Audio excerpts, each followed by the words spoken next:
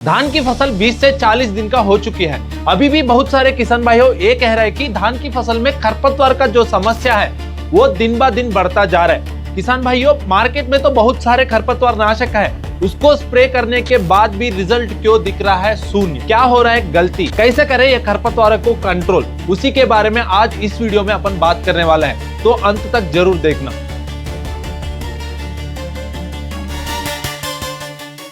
नमस्कार किसान भाइयों, कात्यायनी ऑर्गेनिक्स यूट्यूब चैनल पे आपका स्वागत है।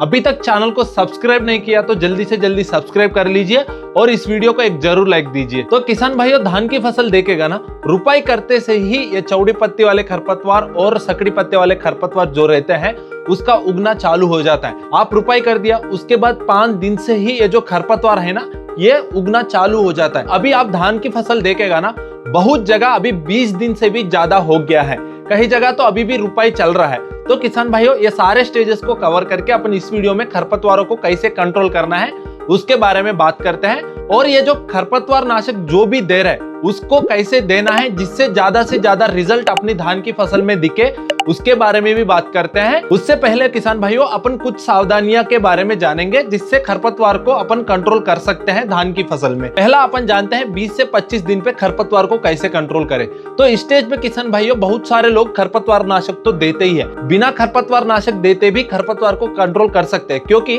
अपन धान की फसल रुपाई करने के बाद किसान भाइयों, पहला 10 से 15 दिन पे क्या होता है ना, जो खरपतवार रहते हैं चौड़े पत्ते वाले और सकड़ी पत्ते वाले भी उगना चालू हो जाता है। और इस स्टेज पे मतलब 20 से 25 दिन पे क्या होगा ना, ये पूरा ग्रो नहीं होता है, मतलब हल्के से ही ग्रो हुआ रहता है। उसको आप हाथ से निकालेगा ना किसान भाइयों, तो जल्दी से उकड़ जाता है। पर आप इसी स्टेज पे धान की फसल को देखेगा ना, तो धान की फसल का जो जड़ रहता है वो अच्छे से जमीन को पकड़ लेते हैं और अच्छे से अच्छे कल्ले भी बना हुआ रहता है। इससे क्या समझ सकते हैं किसान भाइयों, धान की फसल में जो खरपतवार है वो अभी क्या है, पूरा ग्रो नहीं हुआ है, पर धान की फसल तो अच्छा ग्रो हुआ रहता है 20 से 25 दिन पे। इस स्टेज पे अपन को क्या करना है किसान भाइयों, जो स्क्रीन पे आपको एक मशीन दिख रहा होगा, उसको क्या करना है, अपन को पूरा धान की फसल में चलाना है। आपके पास 1 एकड़ से लेके 5 एकड़ तक का ही जमीन है, तो आप इस मशीन को इस्तेमाल करके धान की फसल में खरपतवार को निकाल सकते हैं। इससे निकालने के बाद किसान भाइयों, आपको क्या करना है, डायरेक्ट धान की फसल में फिर से पानी छोड़ना है। मतलब पानी छोड़ने से किसान भाइयों क्या होगा, जो नया खरपतवार उग रहा है वो भी पानी में गल के मर जाता है।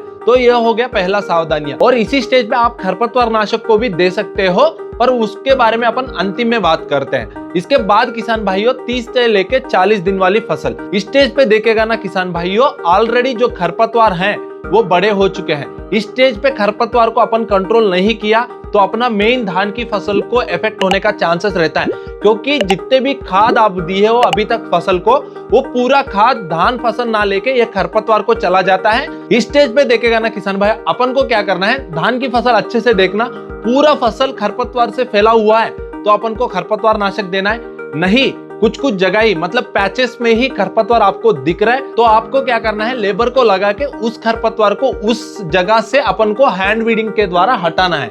उसके बाद फिर से अपन फसल में 3 से 5 सेंटीमीटर तक का पानी रखना है, जिससे जो नया खरपतवार रहता है वो पानी में गल के मर जाएगा। और किसान भाइयों, ये 20 दिन से लेके ये जो 50-60 दिन वाला स्टेजेस है ना, इस टाइम पे अपन को पानी का जो लेवल रहता है ना, वो अच्छे से अपन को मेंटेन करना चाहिए। फसल को कभी भी अपन 4 से 5 दिन तक सूखा नहीं रखना है। उससे क्या होगा ना, ज्यादा से ज्यादा खरपतवार चौड़ी पत्ती वाले भी हो या सकड़े पत्ते वाले भी हो, वो ज्यादा ग्रो हो जाता है। धान की फसल में ज्यादा खरपतवार आने का रीजन यही है, सिंचाई आप कम दिया है, मतलब धान की फसल में सिंचाई नहीं है, पानी खड़ा हुआ नहीं है, पूरा जमीन सूखा हुआ है, तो खरपतवार का प्रकोप ज्यादा से ज्यादा बढ़ जाता है किसान भाई। इसलिए अपन को पानी मेंटेन रखना बहुत जरूरी है। इसका मतलब है किसान भाइयों, जमीन पे नमी रहना ही रहना है, धान की फसल में खरपतवार कम आना है तो किसान भाइयों, ये हो गया कुछ सावधानियां अपन को खरपतवार को कंट्रोल करने के लिए। अब इसके बाद जानते हैं, जितने भी खरपतवार नाशक अपन फसल में देते हैं उसका रिजल्ट कम क्यों दिखता है, तो सही तरीका क्या है उसके बारे में भी बात करते हैं। तो पहला है किसान भाइयों, 2 तरीके का खरपतवार नाशक रहता है, एक प्री इमरजेंस रहता है, एक पोस्ट इमरजेंस रहता है। प्री इमरजेंस मतलब किसान भाइयों, धान की फसल रुपाई करने से या बीज लगाने से पहले ही देने वाले खरपतवार नाशक। उसके बारे में इस वीडियो में अपन ज्यादा नहीं बात करने वाला है, क्योंकि अभी तक धान की फसल देखेगा ना, ज्यादातर रुपाई हो गया है। और एक और खरपतवार नाशक है पोस्ट इमरजेंस हेर्बिसाइड। ये क्या होता है ना किसान भाइयों, धान की फसल रुपाई करने के बाद जो भी खरपतवार अपन देते हैं उसको पोस्ट इमरजेंस खरपतवार बोलते हैं। इसका मतलब है किसान भाइयों, धान की फसल में जब से अपन रुपाई करते हैं उसके बाद जो भी खरपतवार नाशक अपन देते हैं उनको पोस्ट इमरजेंस हेर्बिसाइड करके बोलते हैं। तो उसी के बारे में अपन आगे जाके बात करने वाले हैं। तो इधर एक बात को अपन को ध्यान में रखना चाहिए,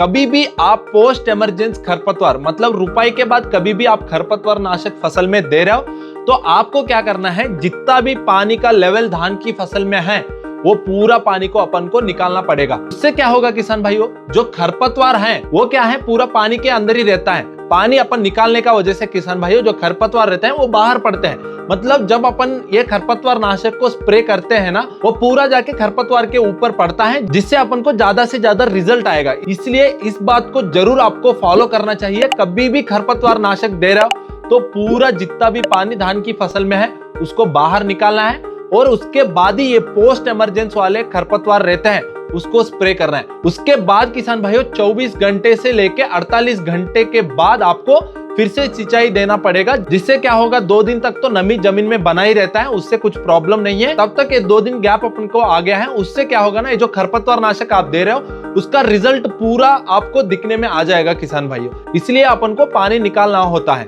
और एक और बात है किसान भाइयों, जब भी आप स्प्रे कर रहे हो तो कट नोजल जरूर आपके स्प्रे के लिए यूज करना चाहिए।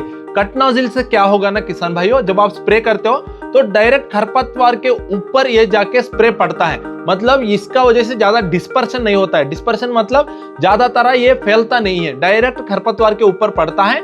इसलिए अपन को कट नोजल जरूर यूज करना है, इससे बहुत अच्छा रिजल्ट खरपतवार नाशक का दिखता है। तो किसान भाइयों ये जो गलतियां कुछ लोग करते हैं जिसका वजह से खरपतवार नाशक का रिजल्ट अपन को ज्यादा से ज्यादा नहीं दिखता है फसल में।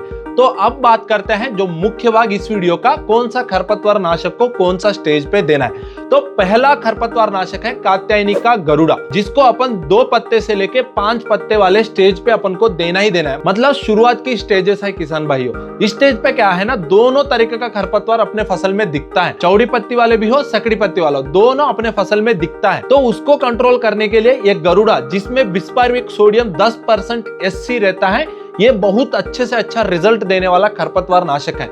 और एक और खास बात है, ये एक सिस्टमिक हेर्बिसाइड है। आप एक बार पूरा स्प्रे कर दिया तो स्प्रे करने के बाद जब पत्ते के ऊपर गिरता है ना किसान भाइयों, मतलब खरपतवार के ऊपर, तो ये पत्ते के अंदर भी चला जाता है, जड़ तक ये पहुंच जाता है ये सिस्टमिक खरपतवार। इससे क्या होगा ना किसान भाइयों, पूरे खरपतवार जितने भी हैं वो पूरा मर जाता है और आगे जाके फिर से जो रीग्रोथ का प्रोसेस रहता है वो ज्यादा से ज्यादा नहीं दिखता है धान की फसल में।